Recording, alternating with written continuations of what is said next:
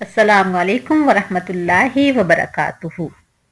हर इंसान बेहतर से बेहतर जिंदगी गुजारने के लिए रिज़्क के बेहतर से बेहतर रास्ते, बेहतर से बेहतर तरीके इख्तियार करने की कोशिश करता है और ये भी कोशिश करता है कि वो रिज़्क हलाल और पाकीज़ा तरीके से कमा सके।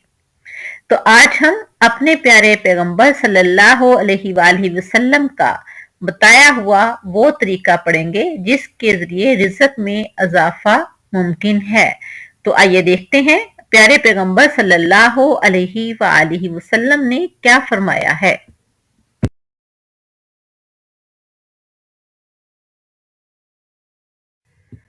बुखारी शरीफ की हदीस नंबर 5986।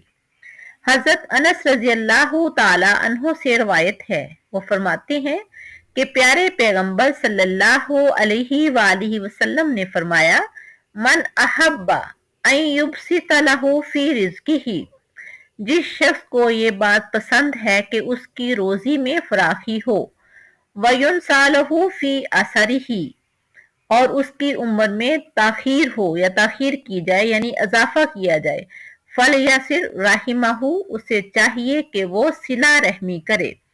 यानी जो चाहता है कि उसके रिज़्क में इजाफा हो और उसकी उम्र में बरकत हो तो उसे चाहिए कि सिला रहमी करे।